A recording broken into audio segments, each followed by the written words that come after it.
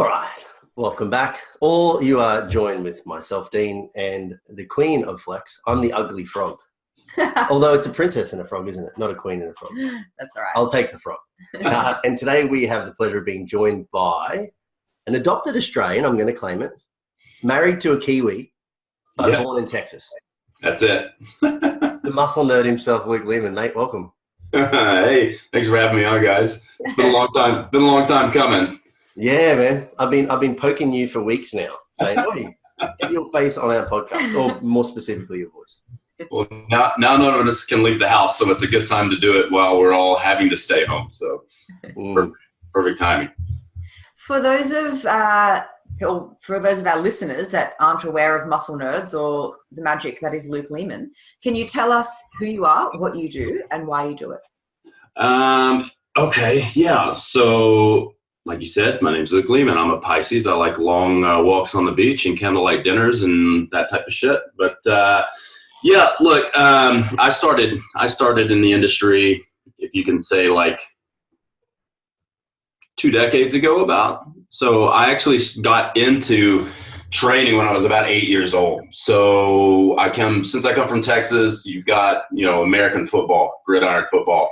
And so we get started really early. I come from a very small country town of less than 7,000 people. So your options growing up was like, because the only stuff we had to do in my hometown was like fuck and fight and drink and lift weights and play football. If you've ever watched Varsity Blues, which I was a stuntman in, that is exactly like the town I come from, where the athletes run everything and the town shuts down on a Friday night and all that type of stuff. So I actually got into weights for that, and because I was bullied a little bit when I was a kid. So like a lot of guys who go into things like bodybuilding and powerlifting and strongman, I lifted weights a lot to put on my gorilla suit, because I figured the bigger and stronger I was, people would leave me alone. So that kind of got me started in the industry. And then I found Muscle Media when I was like 12 or 13 years old. Found Charles Poliquin, Charles Staley, Paul Chek, found all these guys. It was like they were saying things that made a lot of sense. And the only viewpoint I had for training was like old Arnold books from like the 70s that you'd find in the local library, and Frank Zane, like the real old like shit that doesn't have a lot of science in it. So then you get these guys that are actually talking about Eastern Bloc methods and Russian methods and how the Chinese are training and how all this stuff is going on. I started getting really into that, and then fast forward, and eventually I ended up working for Charles as one of his proteges, and then I ended up kind of taking over his position at the company when he left.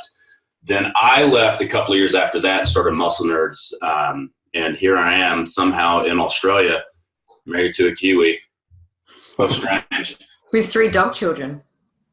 With what's that? With 3 dog children. With 3 dog children. I've pretty much got everything I was looking for out of life so far, and I'm only 42. So I've got the fast car I wanted. I always wanted a French bulldog, and I wanted to marry somebody with an accent. So I pretty much got it all. That's the trifecta. I got it covered. There's some like a good low-hanging fruit of things to get. Yeah. That will give you then that sort of fulfillment. So like that's what someone with an accent and a dog. Yeah, like you can find someone with an accent in lots of places. Well, everyone has an accent when you're from Texas and living in Australia. This is true. But then he found a Kiwi. Yeah, that's so weird. How did you and Zoe met, I imagine, correct me if I'm wrong, at a gym or at some sort of educational course? At a course, yeah. So I was teaching for Poliquin Group in Sydney, and she was one of the students. And I had just come off of probably one of the worst classes I'd ever taught. Not because I taught bad, because the students were terrible. Like this was a PICP level 1, level 2 course where you're learning how to coach and how to train. And they basically tore this guy's facility to pieces. Like one kid got locked in the bathroom. We had to kick the door in. So Poliquin Group had to buy them a new door. They were doing drop lunges off the guy's plates and rubbed all the stickers off of his nice bumper plates. One kid was doing, we were doing assisted Nordic curls. And so I told the guys, I said, now, the guys that are holding the ankles down, make sure you keep your head down in case something weird happens. Kid had his head up. The guy had 80 pounds on the bar. He let go of the triceps rope, and the triceps ball thing hit him right in the eye, and he had to get like 4 stitches, blood everywhere. So I came off of that course going, oh my God, Australians are the dumbest motherfuckers I've ever met in my life. What in the fuck is wrong with these people? So I walked into the next class, which was teaching biosig, and I said, I hope you guys are smarter than those dumb motherfuckers from last weekend. And so that's kind of how I set the tone of the weekend. And so Zoe instantly did not like me. And you know, I didn't really notice her in class. She was there to learn. And when you go to some of these courses, you can tell, like, some of the girls, especially biosig, where people are getting half naked and pinching each other.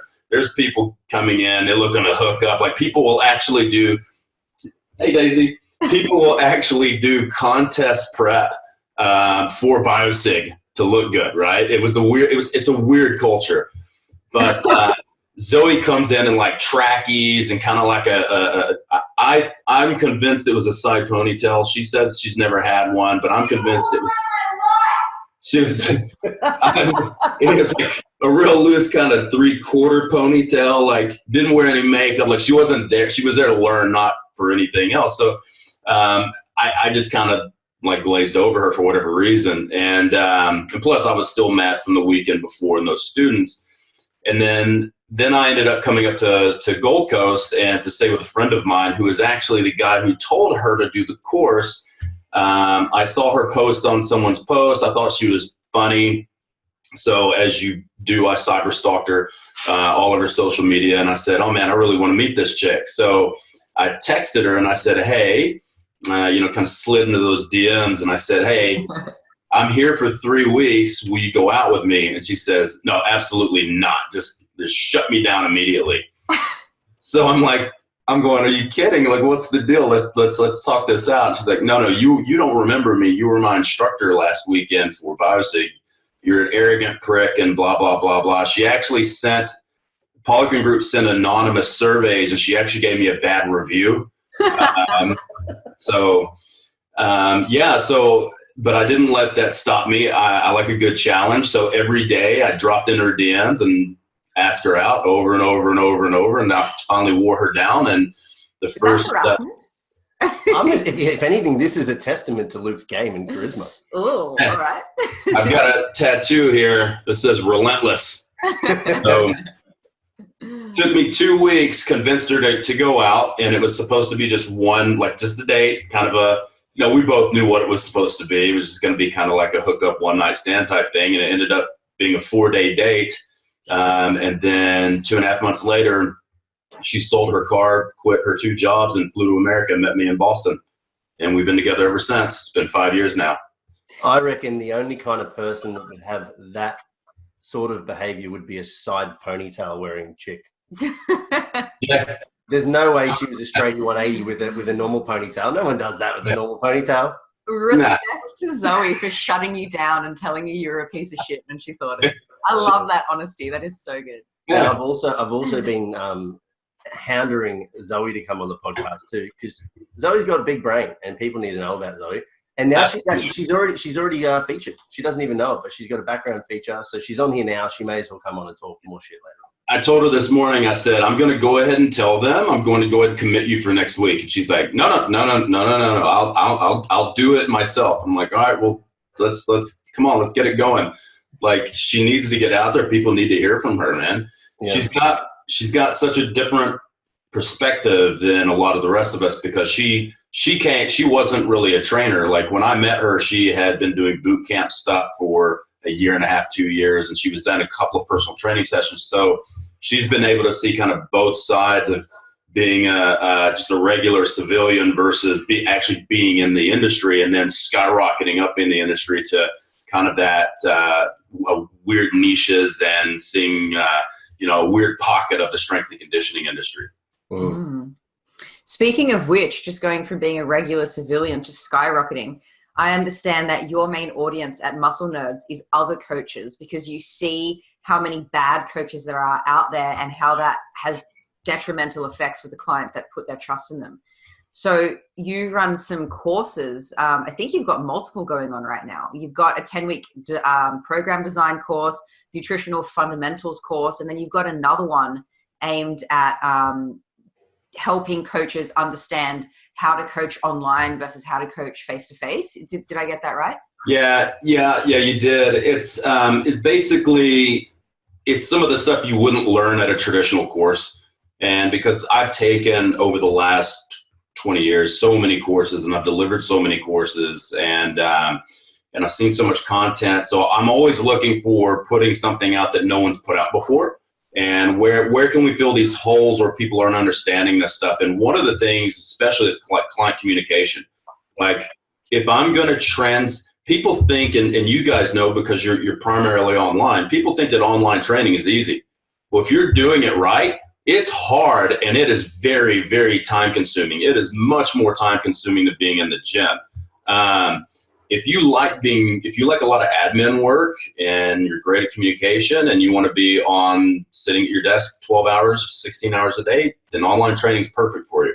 If you're more of a people person and you need that personal connection with people, then you need to stay in the gym and stay offline, because the online market's getting super saturated.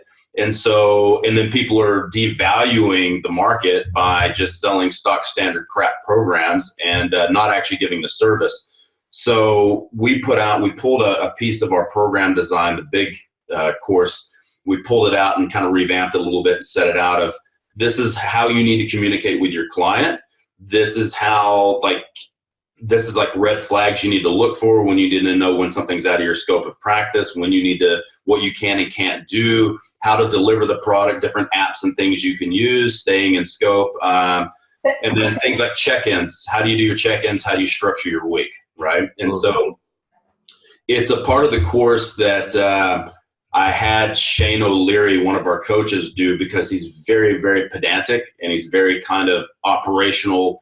I'm the worst one to do it. Like, if you're a robot and I can hand you a program and I don't have to see you for 4 weeks, I'm your coach, because I can write you a fucking badass program that'll get results, but you got to be able to go execute it without a lot of input from me. I'm not a good communicator, and I'm not a good hand holder, right? So Shane's very good at that. So he wrote all that. So it's very good about opening communication and kind of the back and forth and what you should expect from your client, what they should expect from you, and that type of thing, right? Yeah, I love that. I've done both. I've been a face-to-face trainer and then eventually moving online. And I totally agree that it is harder online because of the things that you mentioned. Like, people can't just execute it without a lot of hand-holding or without a lot of queuing or picking up issues and whatever. Yeah. And it's more time-consuming doing it online if you do it right, because you need videos and then you need to type out a response or record a video, and there's all this back and forth, and it's harder to communicate clearly when you're not with the person. And I also found visual cues really helpful. Like, you could say to someone, anterior pelvic tilt, and they're like, huh? But if you're there in person and you're just sticking your ass out, you're like, anterior, and then they get it from that visual cue. And you don't have that online. So I love that you're filling that gap. And I think you're doing the industry a great service by helping trainers improve their standard, because the standard is pretty fucking low in the industry generally, I would say. Real fucking low. I mean, it's a very low barrier to entry thing. Like, anyone can go get their training certification. It's the Cert 3-4 is so basic. If your grandmother decided tomorrow that she wanted to train, she could be a trainer within 6 weeks, and she's never fucking lifted a weight in her life. It's even worse in America, where you could do a 2-day course. You could do a weekend course and be a trainer. Oh my God.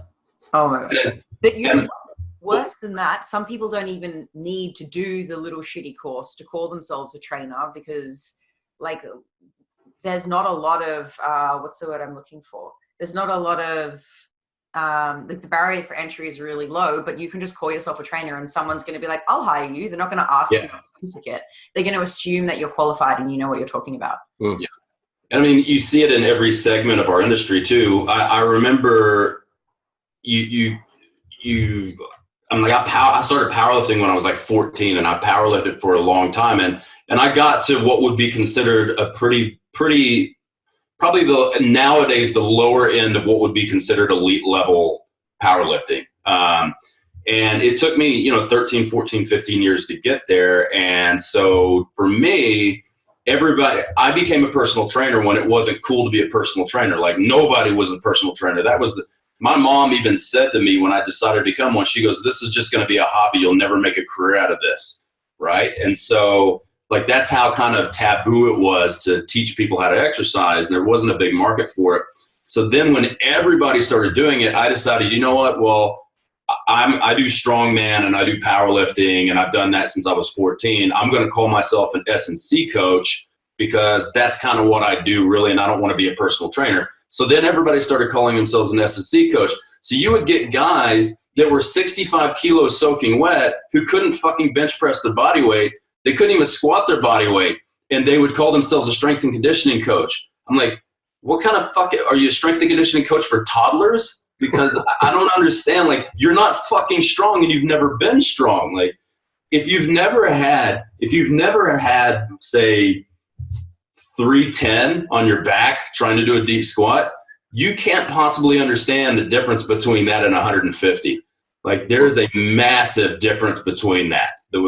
Being able to breathe, being able to move, like the mechanics completely change. So, you know, what like you and I all do now with like bodybuilding and stuff, which I'm like kind of getting away from that. I just can't do it anymore, man. I can't deal with all the mommy daddy issues and all that other shit.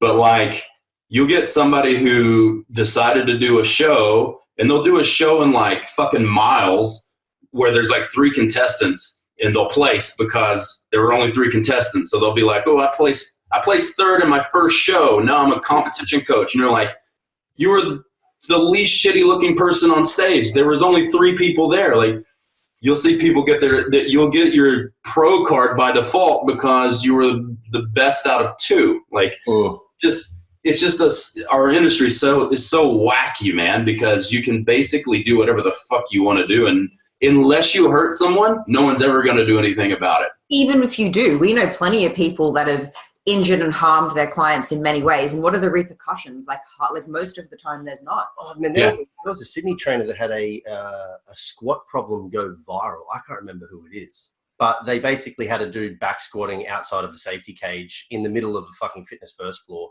He could barely stand with the weight on his back, and he's like, "Go on, then, you can do this." And his personal trainer's like spotting him, and he crumbles forward, drops the bar, and then the personal trainer goes over his back like a jockey, because he's getting pulled by the bar. It went, that motherfucker is still training people, because I didn't realize who it was until like maybe like a year ago. I saw him pop back up, and I was like, oh, he's still in the industry. That's interesting. Like, there's plenty of trainers.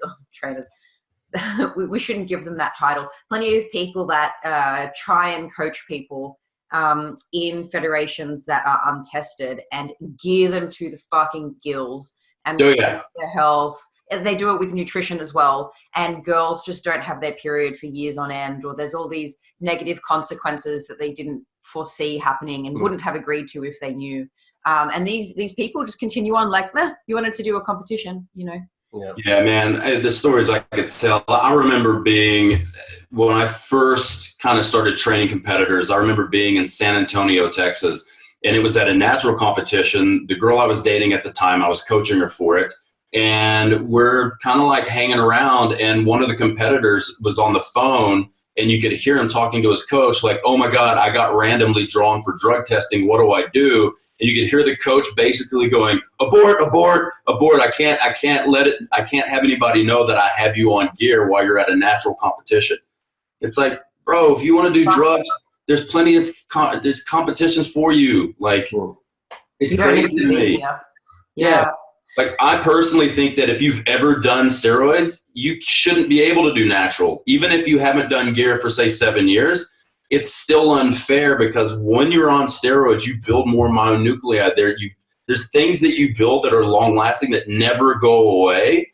And so it's still an unfair advantage. Even if you take 7 years off and you haven't taken gear in 7 years, you still should not be able to go in a natural competition. The official rules with bodybuilding, at least in natty comps, is 5 years. And we think that, legally, sure, you're abiding by the rules, but it's not really abiding by the spirit of the rules.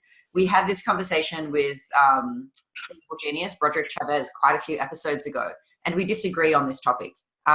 We agree with you in that we refuse people that are on gear and say, hey, I want you to coach me for this competition. We'll just say, like, that's cheating. we can coach you, but not in that federation, in this federation, or you can find another coach. Whereas Broderick doesn't really care so much, but we're totally in line with you. If anything, I think Broderick finds it exciting because it's kind of like a game of cat and mouse, you know. But it's a bad one. Some federations are slightly different. Some of them now have a blanket rule that kind of says if you use any substance that could enhance the performance, it is otherwise not considered natural. Yeah, and they blanket term it. So like you could even say that like the reason why a stimulant is banned because it gives you some advantage, and they talk about an athletic advantage, but you're still relying on the moral integrity of the individual to say, no, I haven't done any of that. But so does sleeping in a bed instead of a cave. Like, gives you an advantage. And then where do you draw the line? Like, what about creatine? That gives you an obvious ergogenic advantage. What about electrolytes? What about whey protein? Like, where do you draw the line? What is natural, really? Yeah. And here's the thing, too. Here's the kicker. Weightlifting isn't natural. Like, there's nothing natural about it. Like, we're primates. We're built to climb and like run and jump and shit like that. Like everything that we all do every day when we go in and we squat and we bench press, there is absolutely nothing inherently natural about that. That is completely artificial. Hypertrophy to a human body, evolutionary speaking, is not natural. Your body doesn't want to get gigantic. That's why I've had this argument with people for years that BMI still matters, even if you're big and ripped and you think you're in shape. All right. And I've had this argument, and last year, I think Luke Tolick sent me a paper on it showing that people that are bigger, even if they're leaner, are still at a higher risk for mortality than people with a lower BMI. And part of it was we can probably make a percentage where the BMI is probably a little bit too narrow. If you're lifting weights, maybe and you're natural, we open that up a little bit. So for me, if you're in the overweight category and you're lifting weights, that's probably pretty good. But if you're in the obese category because you're massive, because you're on a bunch of gear, you need to really have a coming to Jesus talk with yourself, because I don't give a shit that you're freaking 6% body fat. If you're my height, if you're 6 foot tall and you're 124 kilos and you're 5% body fat, and you're like 35, 36 BMI, you are increasing your risk for all-cause mortality. I don't care that you think you're healthy and in shape because you're fucking oats and oatmeal every day. You know. Let's break that down a little bit more, because I think it is important. I've had the same argument, share the same opinion as you, is that obviously the further you shift away from that sort of bell curve, central point of the bell curve for body weight, that you are increasing the stresses of all-cause mortality. What are some of the things, despite the fact that you may otherwise appear to look healthy or look lean and fit, what are some of the problems that people need to be aware of with escalation of body weight, irrespective of what that is?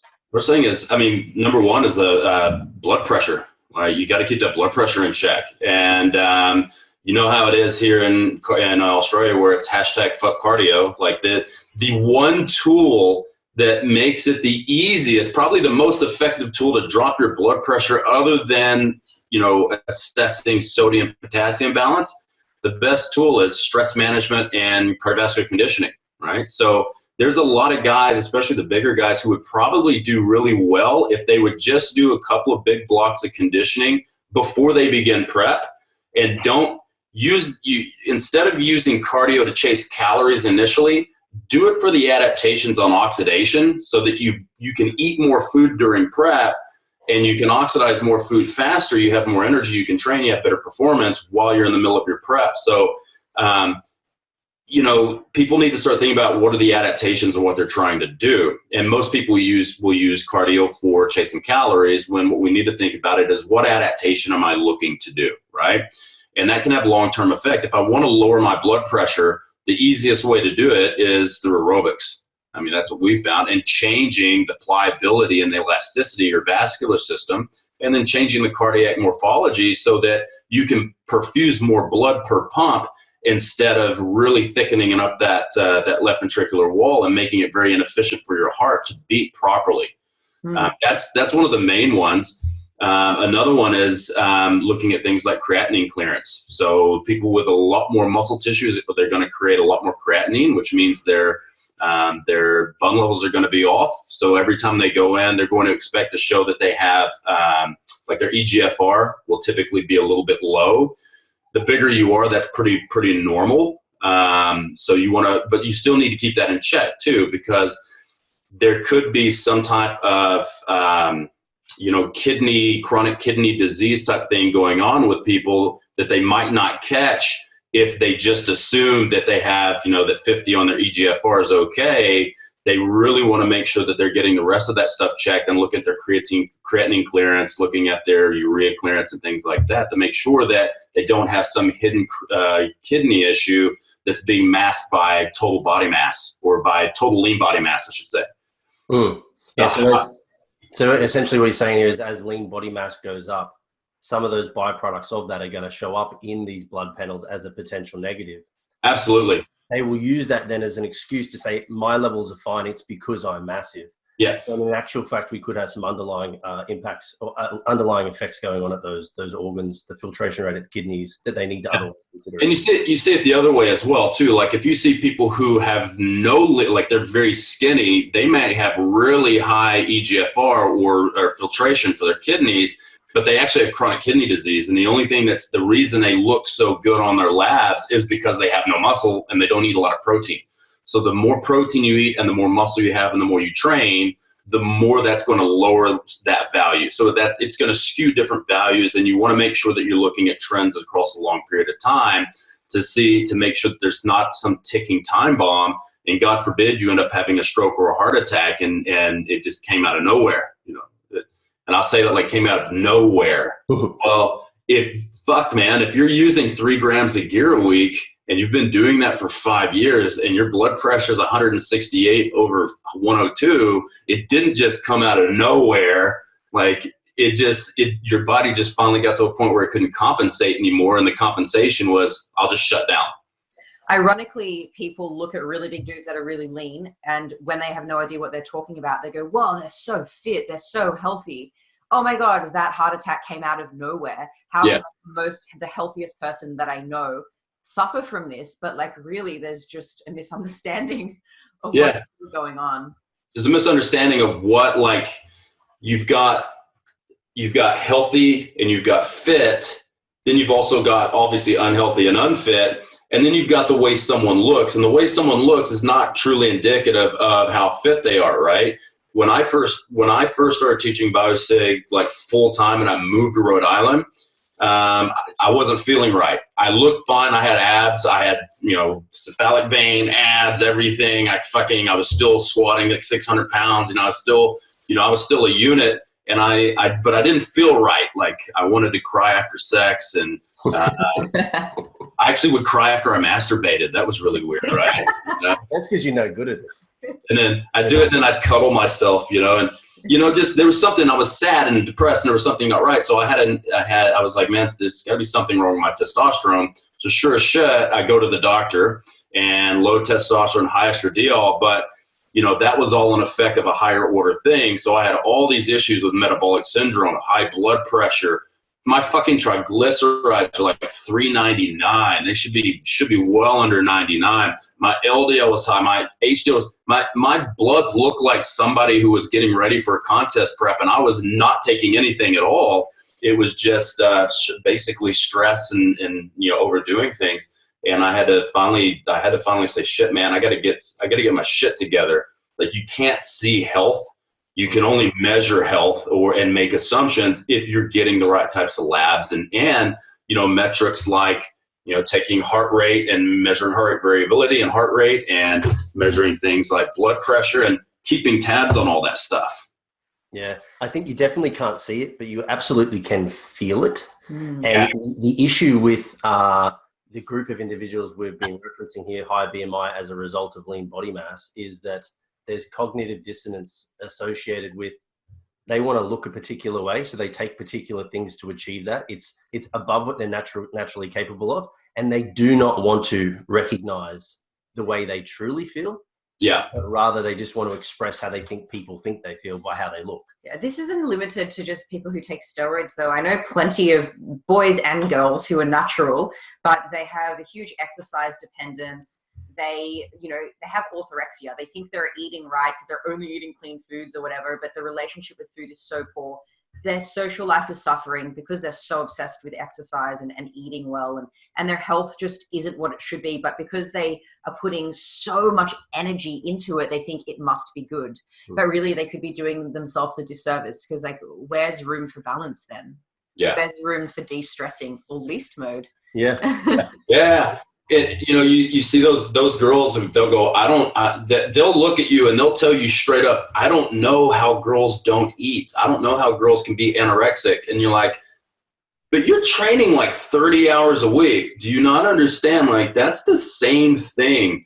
And you're only eating like 1,200 calories a day, and you're training like 21 to 24 hours a week. Like, do you not understand? Like, you are anorexic. You're just using exercise as the, not eating anything thing. Yeah. And they're like, what? And I'm like, yeah, you're fucked up. Like, you got shit. And we all do. And especially in our industry, we're all fucked up. Like, that's why the majority of us got into the industry. It's always, at least us guys that have been in it for a while, we got into the industry to help people.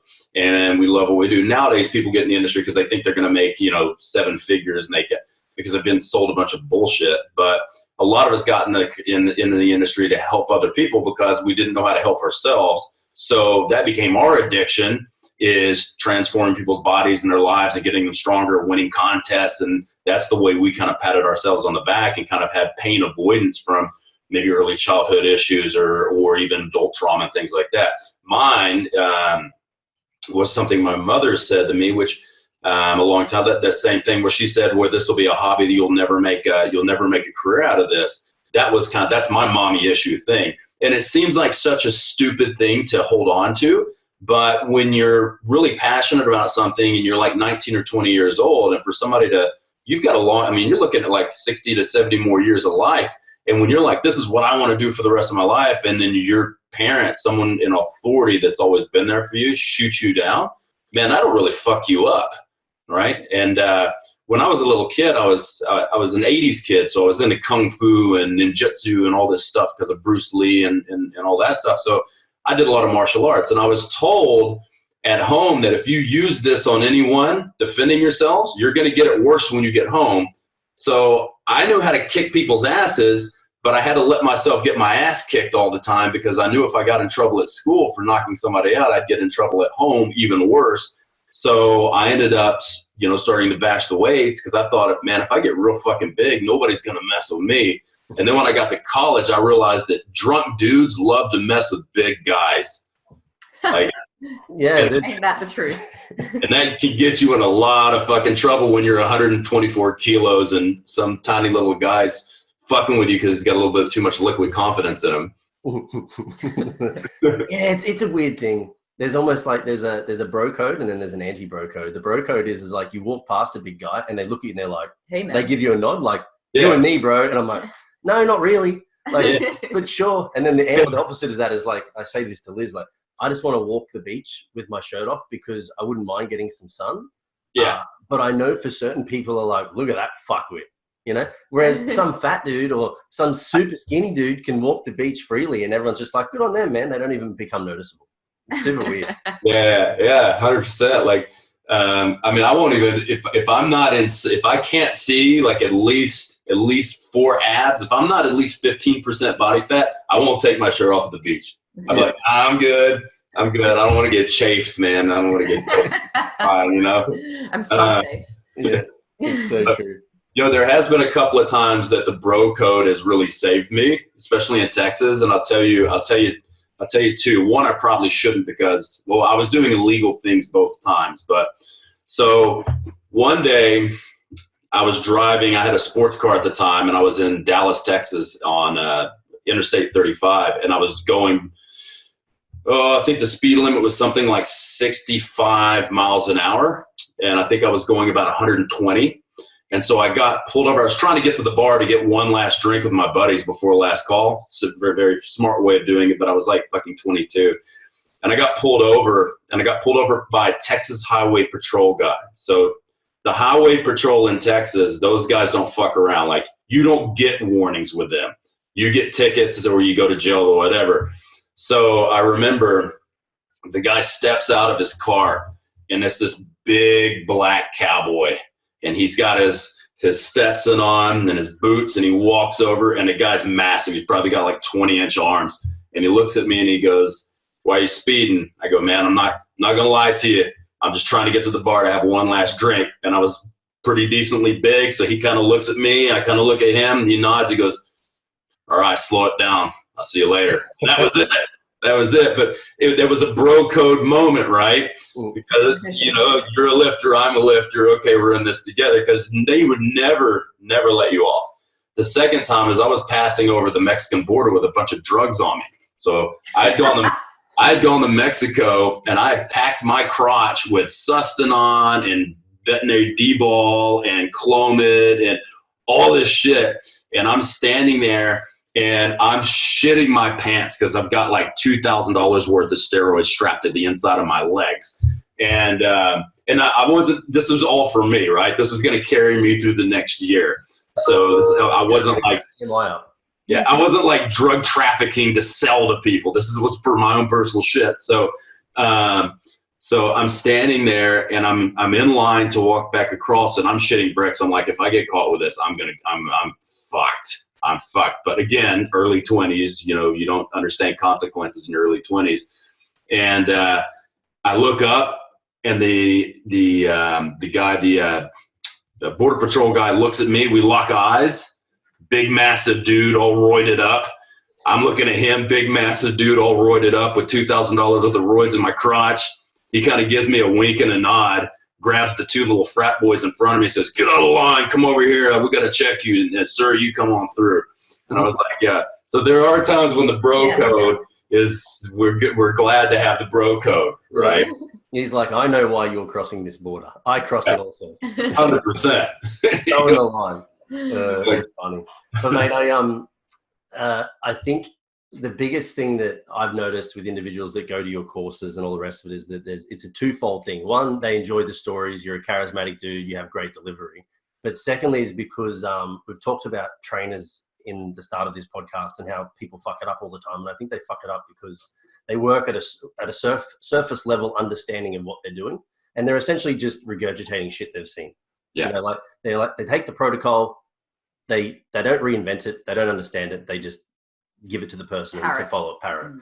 You're more of a ground up kind of guy, and you teach from the bottom up, which I think is really cool.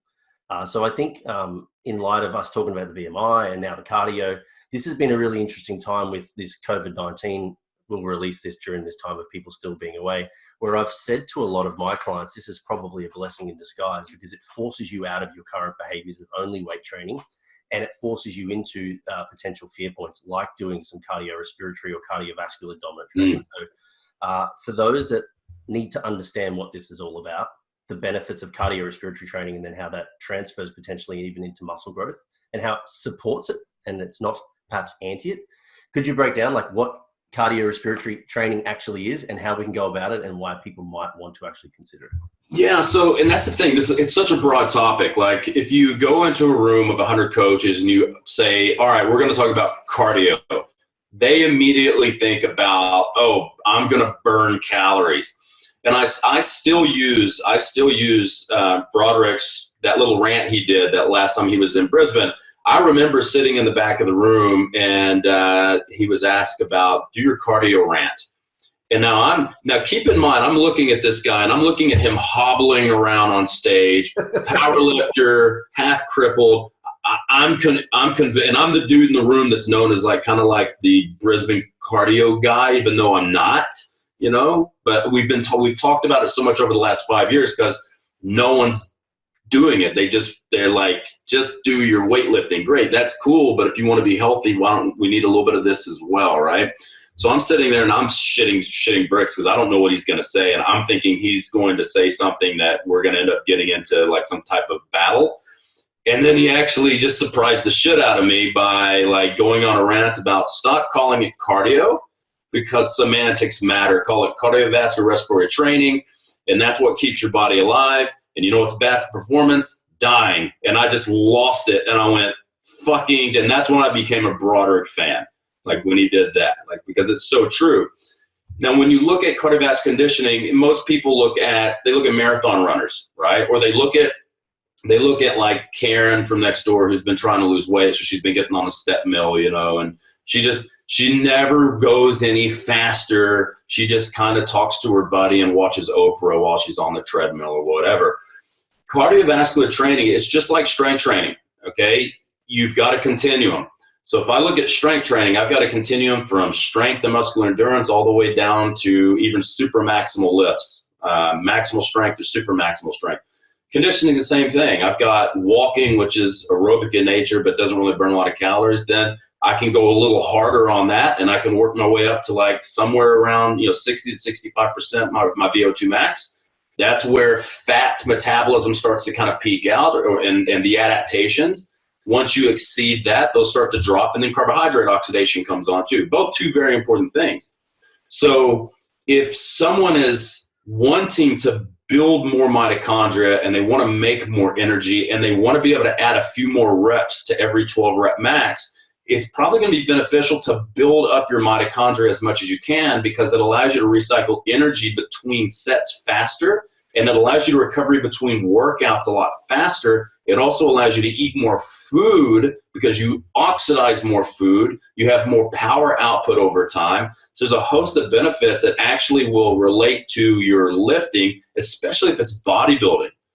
Like if you think about the name of the game for weight loss, or for fat loss specifically for bodybuilding, a lot of the times when you look at we obviously understand nutrition's the majority of. If you want to lose weight, nutrition is, as they say, 80% of it.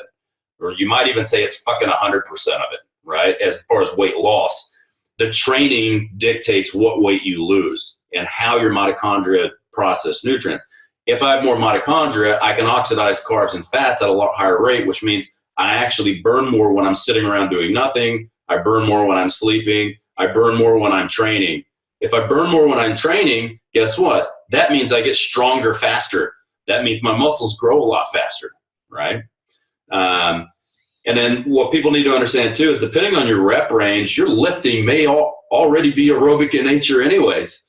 If you're doing there are people that are doing 25, 30 reps on the leg extension. I hate to tell you this, but that's realistically about 75% aerobic and only about 25% anaerobic. And you're working a lot of those type 1 fibers that everybody's told don't work the type 1 fibers because they make you weaker and slow and all this other ridiculous shit. You know what they also do is they also stabilize joints, which is pretty important for lifting as well. Sorry, I just say a lot of ridiculous shit. Because gyms are closed right now, I'm changing the way that I'm training. And anyways, last night I just did a yoga class on YouTube. And the chick is like, and now we're going to go into some power yoga and we're going to shock the body into being fitter. And I was like, oh, are we? We're going to shock the body, are we? And then from there, I went to 1.5 speed to get the class over and done with, because I thought she was so done with my time. So, but 1.5 speed on yoga, wouldn't recommend it, because she's like, breathe in, breathe out, breathe in, breathe out. It just turns into otherwise parasympathetic thing into fully sympathetic. I was really stressed out by the end of the class, which is not the goal. But anyways, don't say dumb shit, people. Yeah. But yeah, I mean, look, we've all done it though. We've all said dumb shit. And the thing is, like, I don't want to sit here at 42 years of age with a 20 plus year career and tell people, act like I've never done dumb shit. I did a lot of dumb shit. When I worked at Polican Group, I said a lot of stupid shit that I regret now, which is part of why I left. And yes, I was let go. And the majority of probably why I was let go is because I was always arguing with them about how unscientific parts of what I was teaching was. I didn't feel comfortable with it. And I said, we need to stop teaching that says, no, this is trademarked and this is what it is. And you have to teach what it is. So, I was constantly in trouble for saying things and saying things that weren't in the material. I actually got a text from a guy that was in one of my classes back in like 2013, 2014. And he was laughing about how I stood up there and said, I work for Polican Group, but nobody really likes me because I teach shit that's not in the book. So, we've all done and said dumb shit. And even right now, as experienced as the three of us are, in 5 years from now, we'll have the same conversation. You go, hey, remember back in 2020 and we thought this? Man, we were stupid. Fuck. I hope so, because that's a sign of progress, isn't it? Yeah. But also the cool thing about, I think, individuals that take the time to become more educated in the baseline stuff and build from the ground up, like we were talking about before, is you never really ever talk in absolutes. You know, No. It's always this is indicating, This suggests, this may be the case. I think this is the best based on the current. It's likely to be. So you never actually feel like you can't go back on what you said, because you're like, guess what? I learned some more shit, you know? And back then I said it was probably the best. Now I'm saying this might be the best. Whereas people that are just like, no, you can only do this. Beliefs. Very dogmatic. They're fucked. Yeah. That means they have to go back on their own concepts. I think that like, something that Jackson Poe said to me, because occasionally I do like consults with him on how to research, right? I mean, who better to do it than a meathead that is into the same type of shit that I'm into, who also is a PhD candidate. So, you know, is probably the best person to look at, or a PhD. So something that he told me, he said, Luke, he goes, I want you to understand what research is. He goes, research is not there to prove anything. It's only there to falsify things. And I went, huh? He goes, yeah. He goes, we can't prove shit. He goes, if somebody says, we've proven this, we've proven that, he goes, they're full of shit. All we use that to do is to test against stuff that we see empirically and to say whether if our understanding of this is close or not. And I went, man, that's a really good way of thinking about it. So then ever since then, I've always said, like, this is what like you said, this is what the research indicates. You know, this is inconclusive, but it looks like it's probably going to be like this. But shit, we can't prove anything. Or if I have a theory or a hypothesis of something, and I'll tell people, like, I'm pulling this out of my ass. I'm going to be straightforward with you. I cannot find this in the literature, but looking at the biochemistry and looking at the physiology of it, this looks like it makes sense. So I'm just going to tell you to just keep that in mind, that this might be the way this works, but I can't prove it yet. I can't find anything that anybody agrees with me on what's going on here, right? Yeah. Well, I mean, there's certainly validity and value and weight in empirical evidence. Yeah. What there isn't weight in is suggesting that you know why, like you've just said. You know, that's the problem, because that's when we start to get that typical dogma. So when we start to get people saying, "Oh, this is the only way," you know, and preaching shit, as opposed to just saying, "Oh, that's what I'm seeing." Yeah, I think what people need too is they need to have a peanut gallery of colleagues that can tell them when they're full of shit, or to go against. Like for me, one of my guys is Dr. Mike T. Nelson. Like he's a very good personal friend of mine, and I was actually listening to a couple of his podcasts this morning where he mentioned some talks that he and I had, where we were talking about things like hydrogen ions and lactate and why someone would have high serum lactate, how that refers back to metabolic inflexibility. And we kind of both came to the same conclusion. We were talking it out. And there's a lot of times where I'll tell him like, hey, I've got this idea, blah, blah, blah. And, you know, he'll look at me and goes, yeah, that makes a lot of sense. However, and then he'll throw like 10 papers at me. And then I'll look at it and I'm like, fuck, now I'm back at square one. All right. So, you know, if you have to be willing to eat a piece of humble pie and just say, okay, what I thought I knew or what I thought I figured out isn't exactly how that works. And I have to be able to go back and tell people, especially if I teach it in one of my classes, I have to be able to go back and say, hey, remember this, what I taught you? That's not actually how it works. I'm really sorry for teaching it to you that way. That's how I thought it worked at the time, but I've actually found something that works better or found it work differently. Yeah. I think that attitude is so supportive of the scientific method, because when people have dogmatic views, they kind of put themselves on a team, right? And so even if like your football team is losing, you're still going to bat for that team. You're still going to support them. You're not going to halfway through the game switch your hat from blue to red, whatever. Yeah. But when we have that attitude of this seems to be the case, and then evidence comes out to kind of contradict that, you're like, oh, well, maybe this is more likely. And then that's how science pushes forward, and that's how we progress. So I think that's really important for the health of progress generally in science. Yeah, appreciate, I think, that the result exists, but we perhaps don't know the method as to why it does occur. Funnily enough, you mentioning Jackson, it's the perfect example of that is that we have been implementing these refeeds and intermittent dieting strategies and potential diet breaks, and which he's researching for those of you that don't know. Yeah, all these high calorie days within a fat loss target for the long term. And there's always been ideas around why it works or why the result perhaps is better. But there is a fucking mess of data in regards to what the actual truth is. Yeah. Even he's alluding to, and he annoyed us with alluding to like, my data doesn't really go alongside what I thought was the case. I thought was going to be the reason, or like what was actually improving these strategies. So, well, when we spoke to Jackson, his paper was not yet finalized or conclusive or whatever.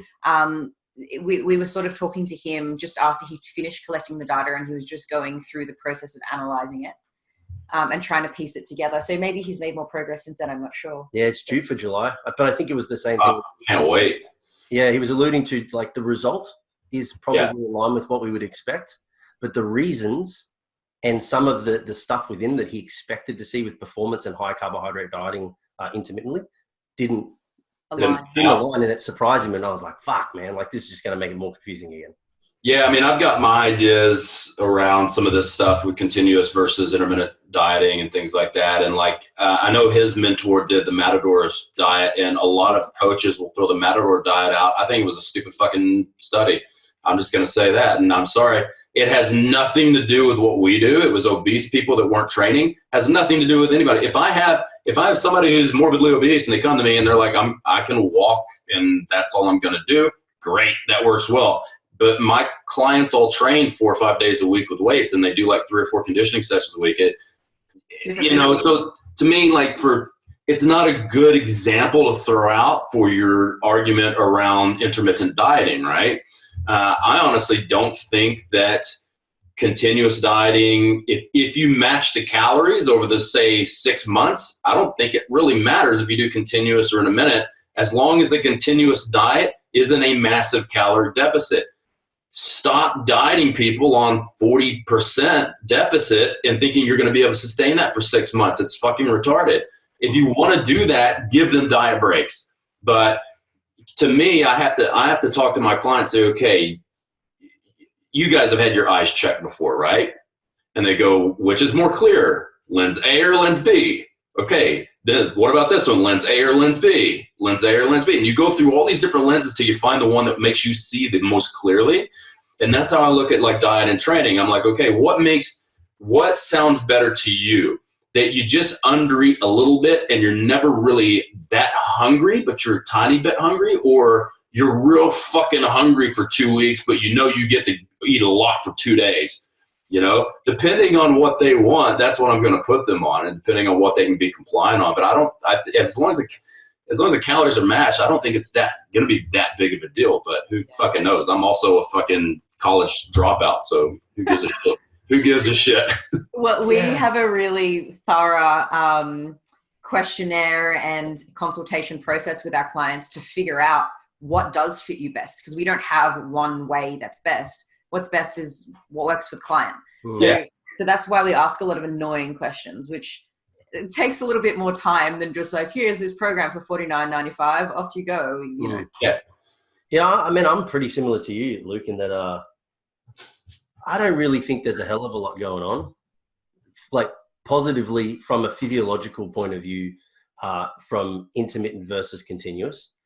I likely just think that it's mainly about managing the entire ecosystem of the individual. Yeah. With food and social interaction and like an all-encompassing holistic approach, as yoga-y as what people may think holistic is, it really isn't.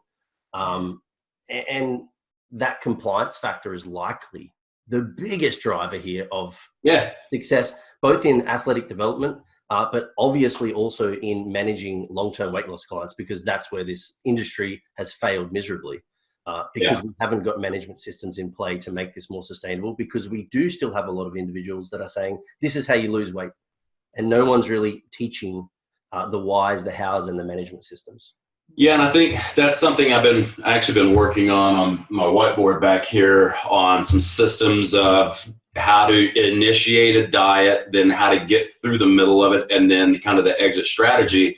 And one of the one of the quotes that I got from somebody who I've always had a lot of respect for, which is Dr. Johnny Bowden, who's a PhD in nutrition. He says that you should make, like, the weight loss journey should be like driver's ed for the maintenance. So it should be, you're teaching them that this is how you're living for the rest of your life. So we need to find something that you can live with that doesn't suck. And then understand that, you know, sometimes you need to speed on the highway, but you don't do that a lot or you get caught. So if you're gonna overeat a little bit and speed on the highway, that's all right. Just make sure it's not enough to get caught. And the majority of the time, you need to make sure you make a full stop and you turn right and use your indicators and that type of thing. So they should be getting educated through this process that there is no end to what you're doing right now. There was a beginning, but this is how you need to be doing for the rest of your life if you want to stay the way you want to look, you know. Mm. And then at least for the Gen Pop, I mean, we know with physique stuff, it's a little bit different because you're going to get to extremely low levels of lean body mass, you're going to have to do very extreme things that aren't particularly healthy. Which means you need an even bigger emphasis on exit strategy for that type of stuff. For sure. Right now, me and Coach Shannon are working on a post-comp prep program to help people organize their exit strategy and kind of understand where the pitfalls are.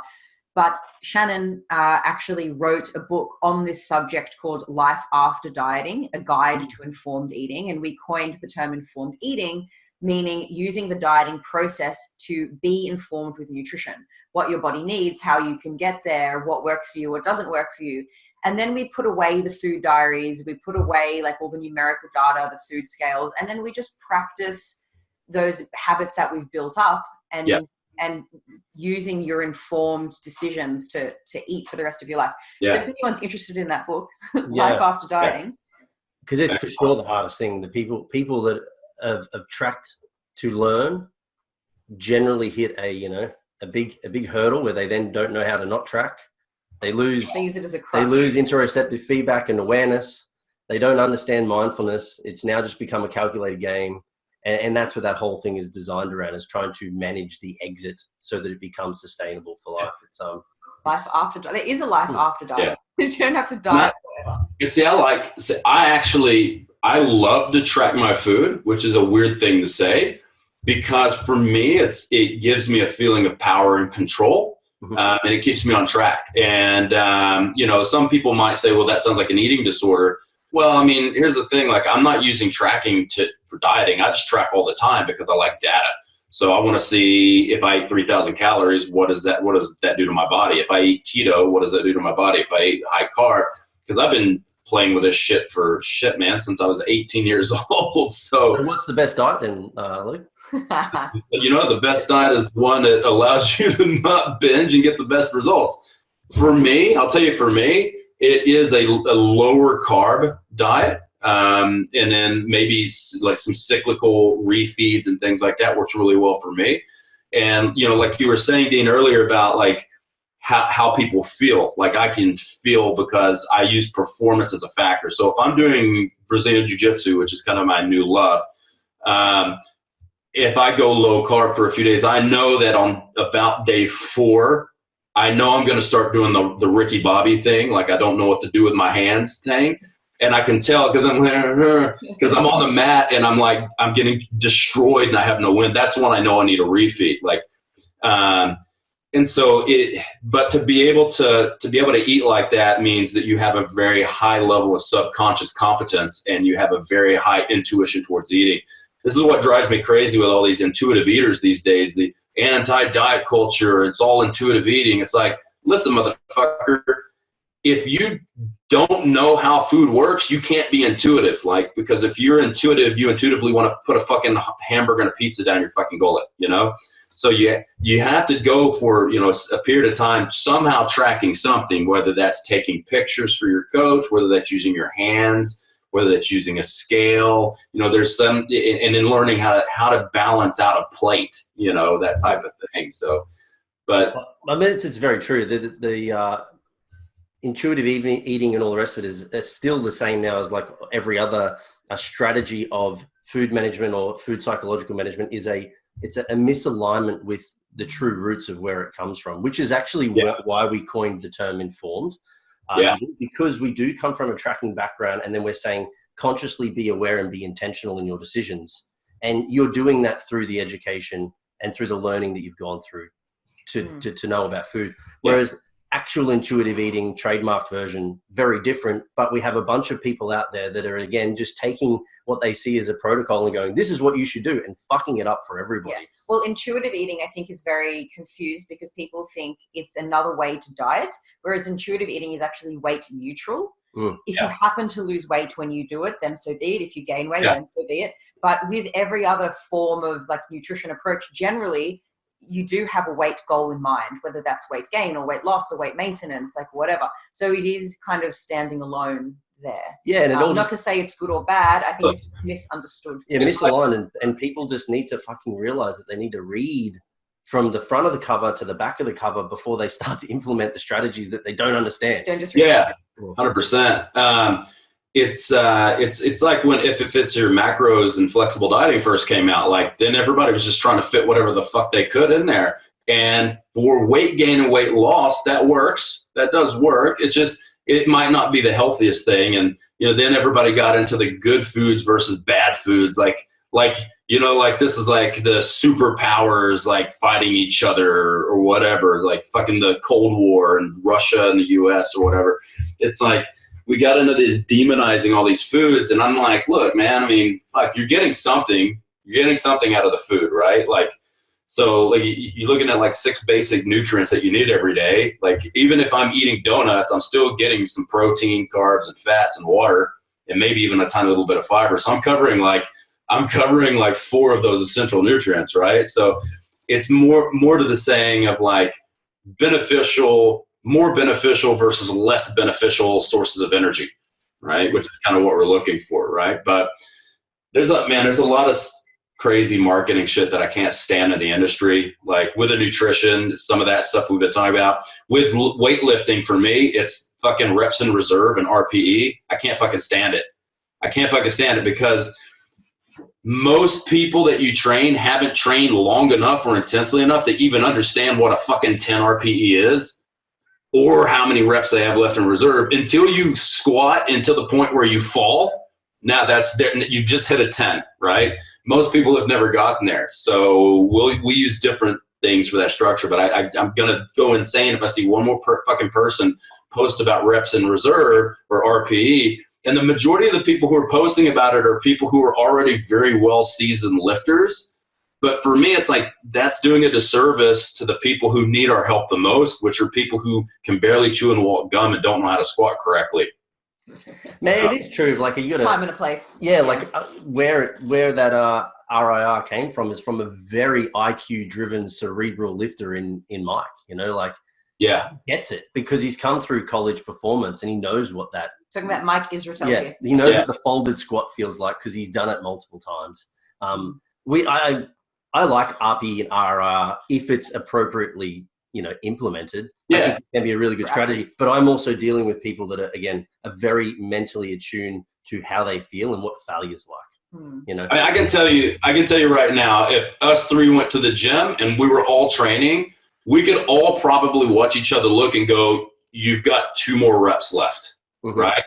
We can probably, I can watch somebody warm up and I know what their 1 rep max is going to be while I watch them warm up. Like I know I can calculate all this shit because I've spent 2 decades doing it. Like you guys too, right? And you guys know, like if you're lifting, you're like, all right, I got 1 and like 3/8 of 1 left. And you're like, you get that 1 and you get, oh yeah, there you go. So I got 1 and a partial. But yeah, most people, we're not the norm. We're the outliers. We're the 15% way out there on the extreme side of the bell curve, right? It is true. So, it's very hard to verbalize my warm up to achieve my working weight to people. Yeah.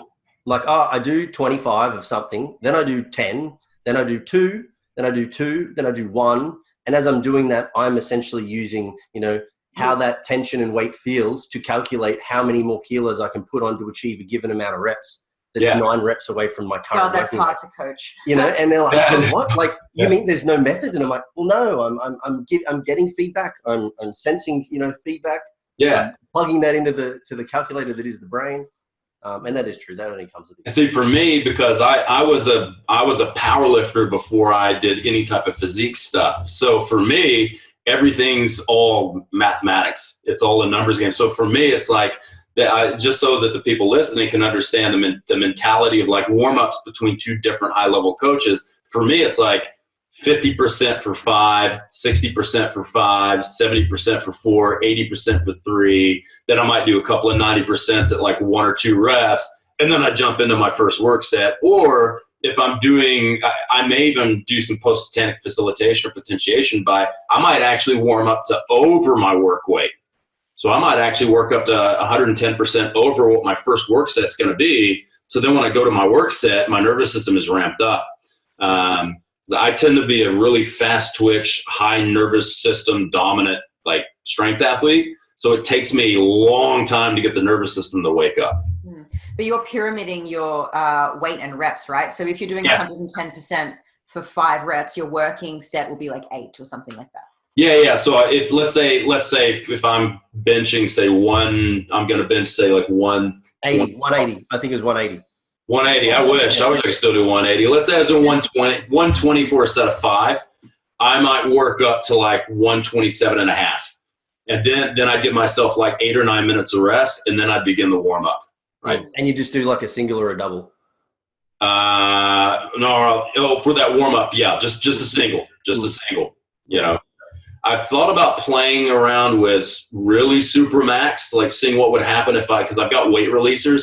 What would happen if I did like a 10-second, 140% super max eccentric, and then gave myself like 15 minutes and then worked out and see what happened? But I don't have the nuts to do it yet.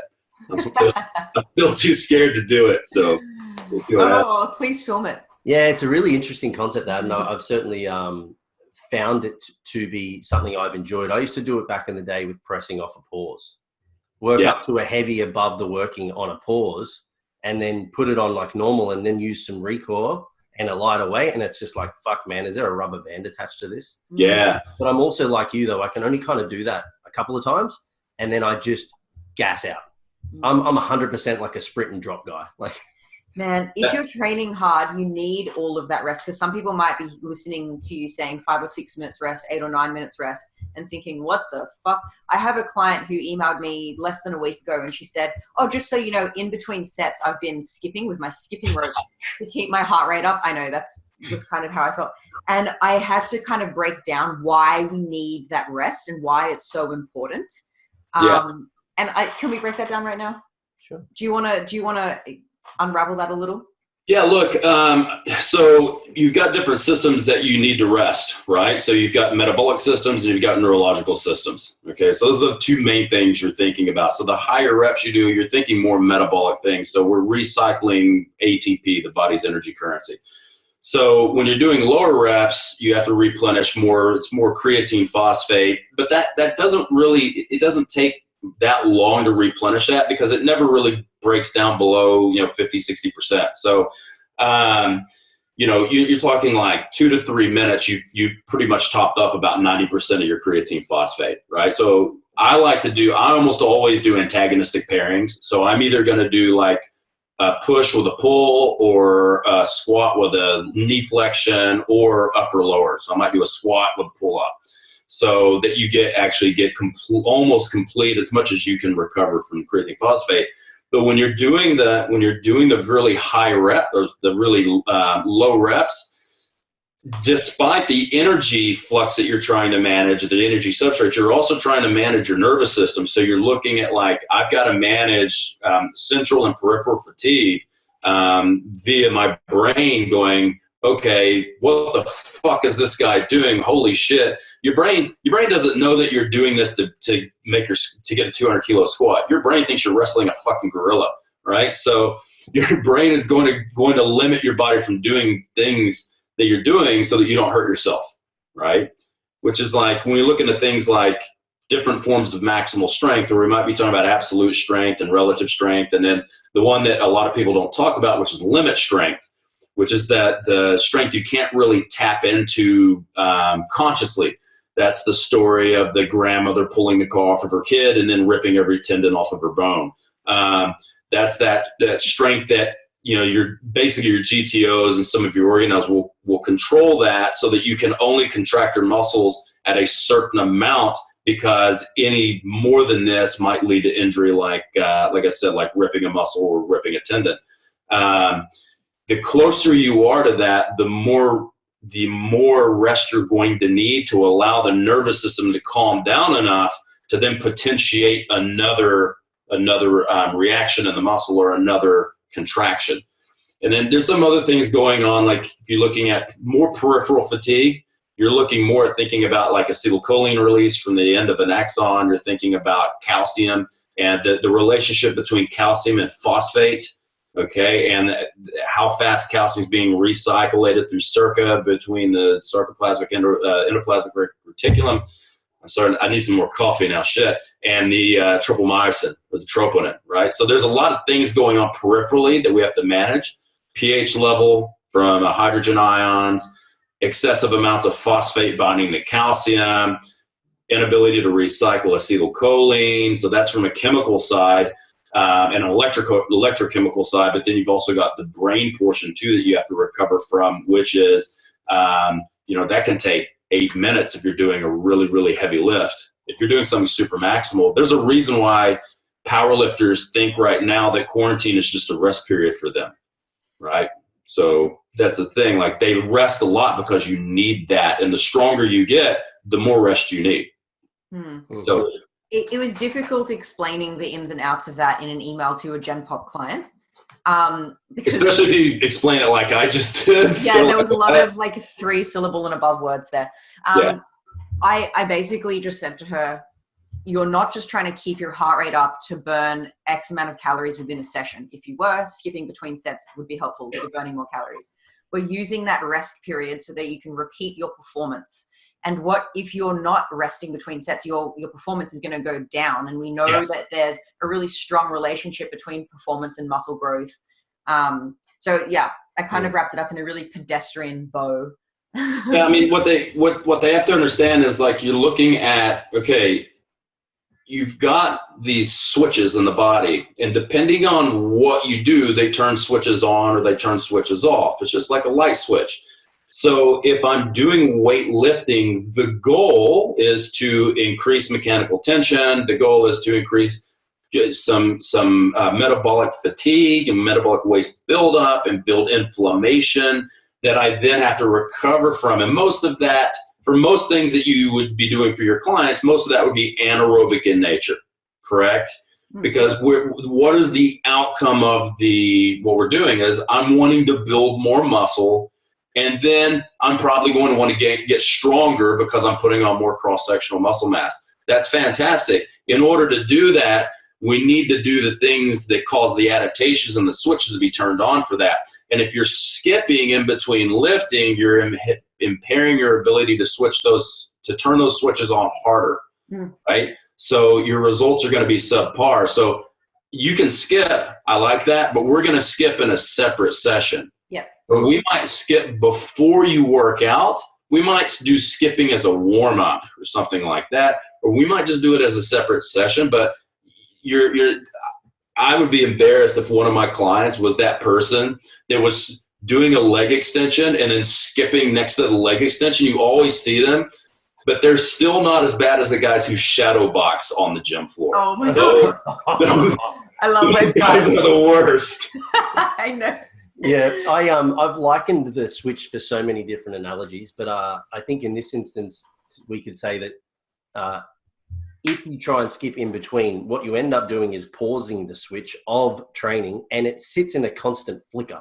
Like, you never turn the light on, you never let it turn off. You just fuck with the switch and mess with the electrical And may as well current. do a boot camp. Yeah, you're just sitting in neutral. You can't see properly. You're probably going to have a stroke because of the seizure that you're going to get from the light switch that's flicking on and off. But and one other thing that you said there, Luke, that training is all anaerobic dominant, which is true. And I went on about this the other day on my social, and that is that you require an aerobic base in order to maximize anaerobic potential, which is another reason why all the big buffheads out there should do a little bit of typical aerobic-based training. Yeah. Well, just going off the back of that, you think about where do we get most of our strength and conditioning information? It's like who's probably, this is without a doubt, the person who's had the majority of the influence on most of what we've done with strength and conditioning.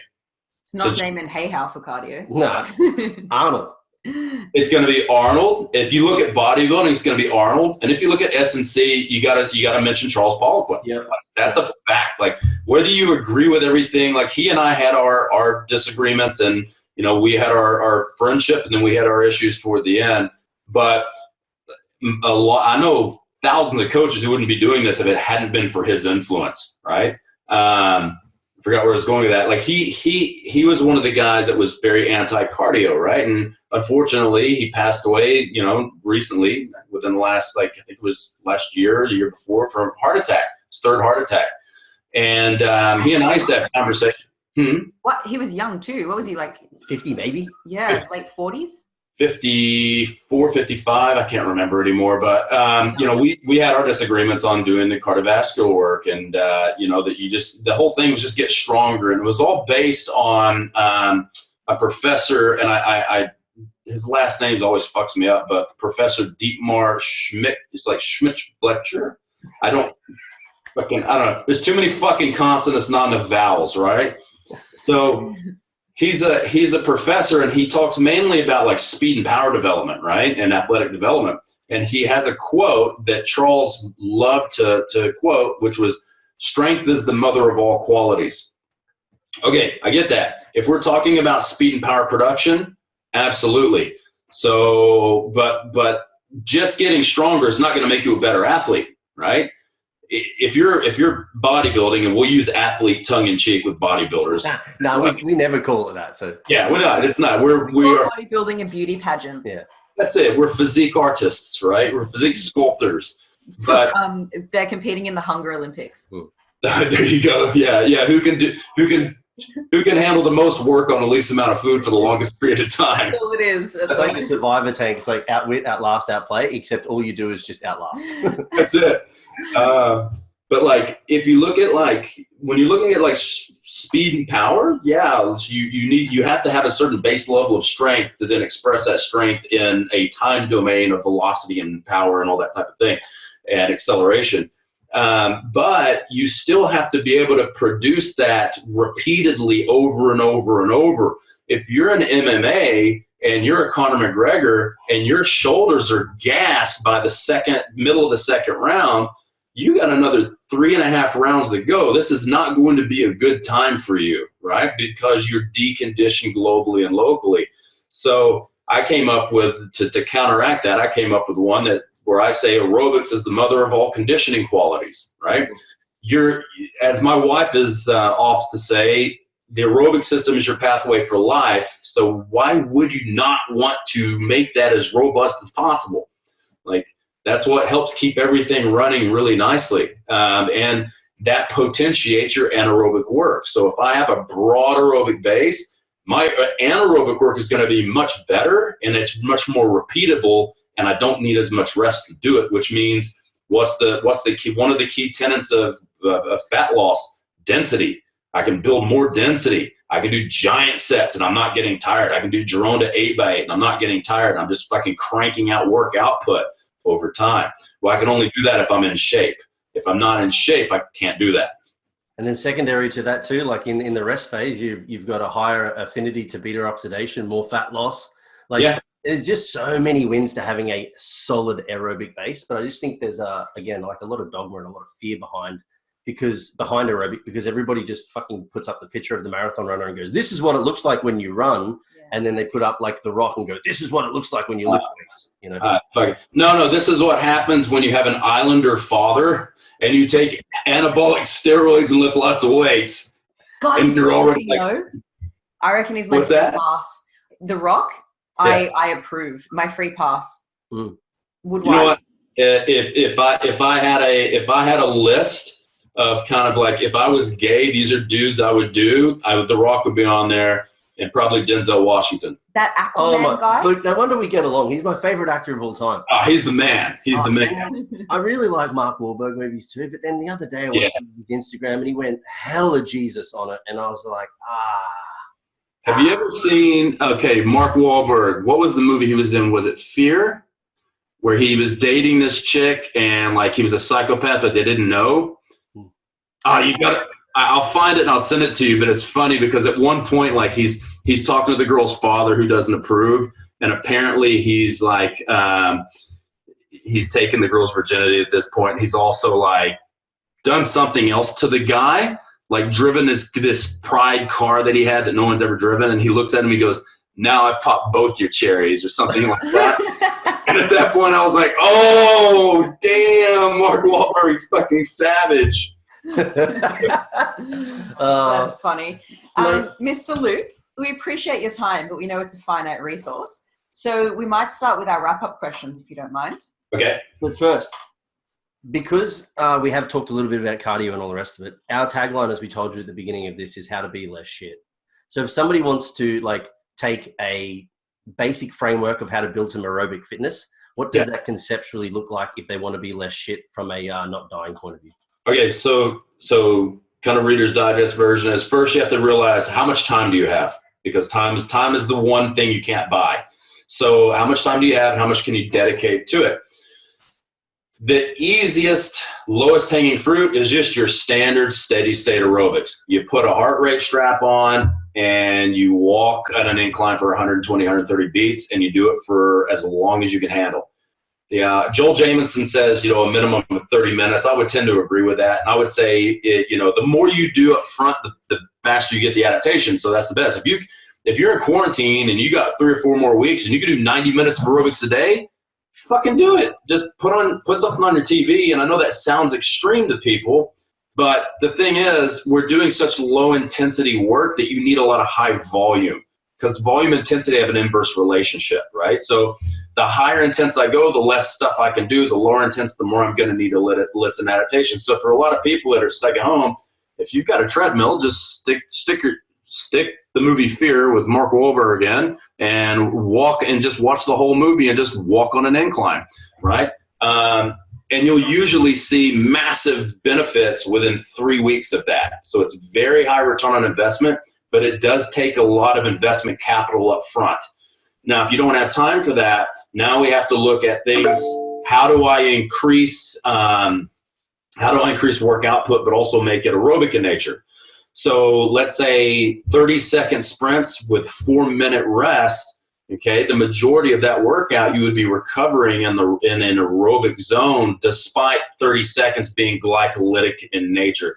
So you'd have some global and local glycolytic work for 30 seconds, but then you'd have complete rest for 4 minutes. So the sum total would be mainly aerobic with some anaerobic benefit as well. So those would be easy ways of doing it. Monitoring your heart rate. My goal for most people is to get their heart rate somewhere in the 50s. I think 50 resting heart rate is excellent. It shows you have a pretty high VO2 max. What's it sitting at? I hit 48 the other day. Currently, today's 58, but I've also I had half a liter of coffee this morning. So to be 58 and a half a liter deep, I'm good. That's pretty good, right? I was sitting at like 50 something yesterday after like 8 milligrams of nicotine and like 6 espressos. So I was doing pretty good. That's why you also like Broderick. But anyway. Oh yeah, 100%. So the thing is, like, the lower your heart rate is, resting heart rate. So I like that kind of in the middle of the day. The lower that is and the higher your maximum heart rate is, the better your VO2 max is, which means you oxidize better. You can test this. Run as hard as you can on a treadmill for 12 minutes. Monitor it with a heart rate strap. How high can you get that? You want that to be as high as possible. You want your resting heart rate to be low as possible. So if you have somebody who's sitting at like, say right now, my maximum heart rate's 190. My resting heart rate's around 56, 57. That gives me a VO2 max somewhere around 50. Okay, pretty good. Not that good for me, so I'm now doing more cardio work because I like to be closer to 60. I just feel better that way, eat a lot more food. Think better too. One of the benefits of aerobic training people don't think about is the benefits on the brain. So when you do aerobic work, it increases blood flow to the brain. and it increases brain-derived neurotrophic factor, which increases synapse connections and increases brain activity, especially in areas that you don't normally use. So it actually makes you smarter, which is why when people say hashtag fuck cardio, I use that as a fucking IQ test, that they're a fucking Neanderthal. Yep. So 30-minute sessions, 20 to 30 minutes, somewhere around the 120 to 130 beats of heart rates. That's good English. How's that for a Neanderthal comment? As many sessions as you possibly can get done. Yeah. I mean, the thing is, like, it doesn't really matter, right? So, like, you're doing a version of exercise so long as you are stabilizing heart.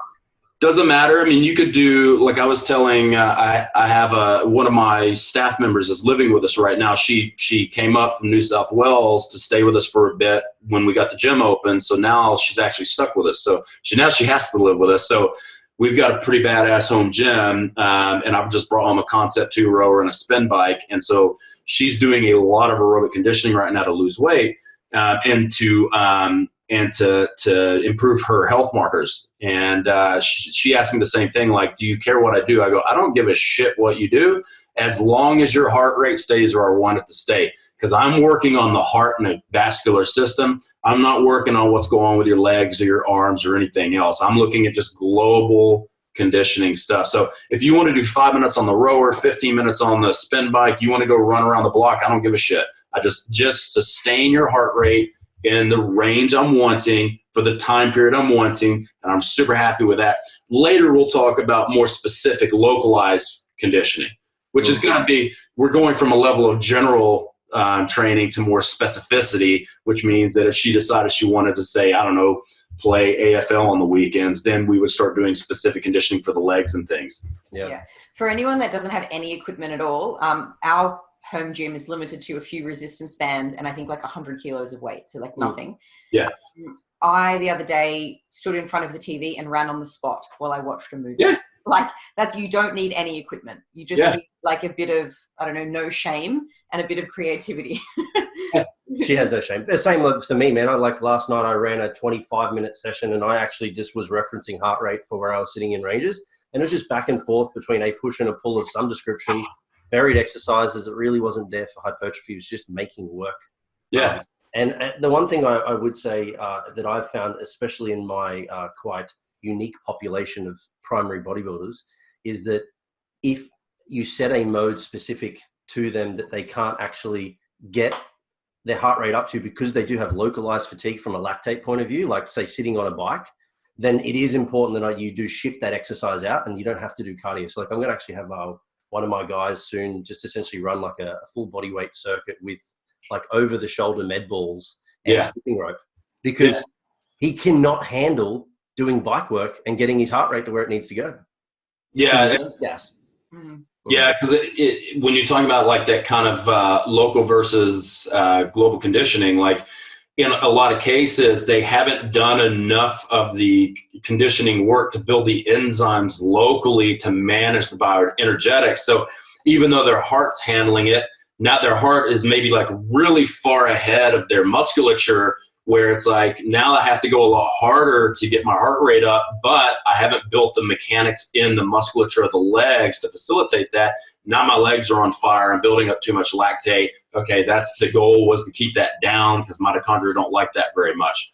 And when you're doing that, what you're showing is that you cannot buffer hydrogen ions anymore. You're losing that ability. So there's a lot of reasons why that could be. It could be low NAD, so it could be a low amount of B3 or activated B3. It could be the fact that you just don't have a lot of mitochondria. So acetyl-CoA will tend to build the mitochondria, which shuts down pyruvate from getting in the mitochondria. If pyruvate can't get in the mitochondria, it has to go somewhere else, so you can reduce that with hydrogen. There's a lot of things going on in all different directions.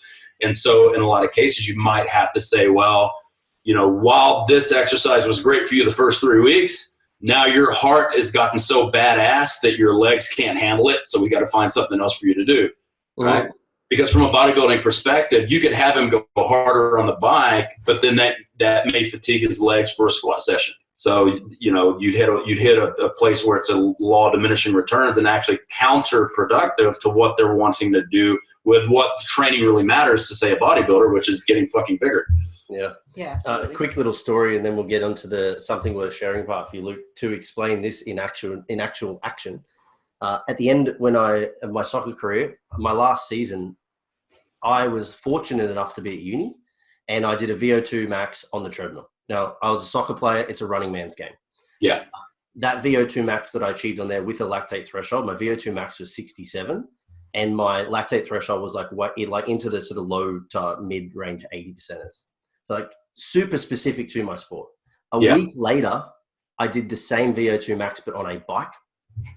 And I only managed to get a VO2 max of 55 because my legs just absolutely fried from that buildup of hydrogenizers you're talking about, and they were gassed. My lungs were fine. I'm like, but I couldn't keep up the repetition cadence necessary to complete the test. So I otherwise was like, fucking 20% reduced capacity from a VO2 testing point of view because of the specificity of fatigue. Yeah, and you're looking at, when you're running, you've got some deceleration happening. You've got a little bit more blood flow. The minute you get on the bike, you've got a bit of occlusion going on. It's high intensity, continuous training. So you never really get a relief from that continuous contraction. Mm-hmm. So, and that it goes to showcase specificity in everything that we do. Like, because you're good at one modality, you might not be good at something else. So when we teach testing, because we teach a lot of testing in our courses, you have to use the test that somebody's already pretty good at. And then that has to be the test you always test against. So if I do a Cooper's test on someone and we're going to modify it because maybe they're not a good runner, maybe they're good at the rower. Okay, I'm going to modify, we're going to use the rower as the standard, but then the rower always has to be what we use every time we test it. Because if they get up and run, there's no deceleration component, and it's like a centric deceleration in a rower. There's no isokinetic activity to running like you have on a rower with the air displace. But there's a lot of different things that you have to keep, like an apple to an apple and an orange to an orange. Yeah, absolutely. I did a stress test as part of a study when I was living in Austin at University of Texas. This is back when I was just doing strongman and powerlifting. And same thing. I didn't run at the time. They put me on a treadmill. I think I achieved somewhere around a 54 to 56 VO2 max being a strength athlete. And they were surprised. They were like, "You don't run." I'm like, "I don't run, man. I do heavy weighted carries and I do all this, Alice Stones, and I do all this other shit." And they're like, "Wow, that's pretty amazing for VO2 max for somebody who doesn't actually run." But you know what? I wasn't gassed. My legs couldn't handle it anymore. Because I just didn't, the incline got to a point where my legs just went fuck off. My heart and my lungs were still fine. So, but that's why you got to be careful when you look at research, because you never know how what they're researching may not actually be applicable to some of the stuff we're doing. Yeah, absolutely. Now, Luke, to start off the segments, we are going to begin with asking you if you have something worth sharing. And typically it's a book or a movie or something, but it can be whatever you like, a podcast, a course, a quote. Okay. So, all right. I'll give you a quote. Can I give you a couple of things? Yeah, totally. Shoot. I'll give you a quote. This is my quote. Stephen Covey: "Seek first to understand, then be understood." Okay. So that's how we write our courses. If you want your client to understand how their body's working, if you want to understand how to understand your client's body, you have to seek to understand things first yourself before you can teach others, right? Especially nowadays when everybody's trying to be an educator and nobody knows shit. Like you got fucking kids who have been training people for a year and a half and now they're fucking teaching courses. Like, what the show me your portfolio. What the fuck have you done? You're fucking 19. Fuck off, right? Another thing I'm big on is, methods are great, but you need to understand the madness behind the methods. So a very good thing to do is make sure you start at that foundational level. Learn how the body works, for fuck's sake. Like all that stuff in the Cert 3-4 that you just glaze through, and everybody glazes through it. When you look at hey, let's look at a sarcomere and let's look at the Z discs and look at which zone that the actin and the myosin are cross-bridging on. And everybody just goes right past that. So none of these trainers know how a muscle actually contracts. They don't know anything about the electrochemical gradient and what happens. And they don't, to me, this stuff is inherently important to understand when you're writing a program.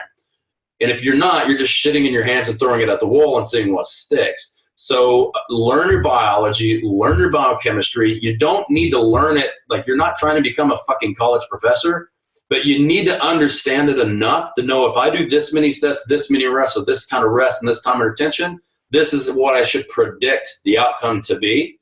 If I match that with this type of dieting, this is how I should predict the outcome to be. And you should be pretty close. But the only way to know that is if you actually know how the fucking cell works and how the body works at a basic, that very basic level. I guess that would be like a car mechanic not understanding how cars work and just kind of like putting two pipes together. Yeah. You know, you got to know. It's like, hey, I know how to put gas in my car, so therefore I'm now a mechanic. No, you're not. Yeah. Fuck. You know, you got to know where the doohickey fits in the flange doodle. I love it. Now, is there a weird hobby or habit that you have that may surprise the listeners? Is chronic masturbating, is that a hobby? That's not weird though. That's not weird. I think we're all there with you, Luke. Oh, good. I'm actually glad to hear that. You know, I don't really. Let me think about that. Yeah, like shit, man. My whole life revolves around this and Zoe and the dogs. Okay, I'll tell you something people might not know about me. I love musicals and I love ballet and I love going to plays. And Zoe hates all that shit. And so... Same here. Shame on you, Zoe. I hate all that shit too. And Dean's always like wanting to go to a musical. I'm like, why? Oh, I'm an appreciator of talent. You guys can go together. Me and Zoe will do something fun. That's it. I'm a talent appreciator, especially when there's a talent that seems to be one that's somewhat given to them, and then they just fucking skyrocket it. Especially if it's a talent that you can't do. I can't sing. So when I see a bunch of people on stage singing and dancing at the same time, and it's beautiful, I'm like, it blows my mind, right? On YouTube. Dude, one of the greatest things I've still ever seen is Billy Elliot live in Melbourne. Ugh. Oh, really? Yeah. Probably, we just saw Elton John on his last tour. That was pretty amazing. But I'll tell you, probably the most amazing person I've ever seen sing is Michael Buble. And I've seen him twice. And there's no pyrotechnics. There's no craziness. He just sings. And women are like, ah! And like ripping their clothes off and shit. And I'm like, and he's just like, it's the super coolest concert, because that and George Strait, who you guys, do you even know who George Strait is? No. He is like the Mac Daddy of all country music, especially old country music. George, I've seen him twice, and he just stands in the middle of the stage, plays his guitar, and sings. And it just sounds like you're listening to a CD, and it's just amazing. So that stuff blows my mind. Yeah, you and Dean should totally go on mandates to the ballet and other really feminine. I would link arm with you. Weren't we supposed to go to Book of Mormon, but I think I was out of the country? Yeah, you got tickets and everything, and then you bailed. We really cut. We cried a lot all night. We cried. That would be the second time I saw it, and it's fucking amazing. Actually, I reluctantly went along. I think I went along only because I think because you didn't. I think I took your ticket. I don't know. So you and Zoe couldn't go, and then Will and Mickey also randomly from Nexus Performance. Yeah, they booked a trip to do a seminar in New Zealand. So they forgot, because we booked that shit like 6 months in advance. Anyways, I went along, and it was actually incredible. It was because I think that knocking things that I don't support is kind of funny. So Book of Mormons was hilarious to me. Like really offensive to religious people, but like really funny for me. Yeah. Well, I'm okay with being offensive to religious people, so I'm okay with that. So. No comment. All right, so I was going to say, is now the time when we sing the main line? No, we don't. No. Oh my God. 2 questions for you. The 2 last questions. It's your final 24 hours on Earth. How do you spend it?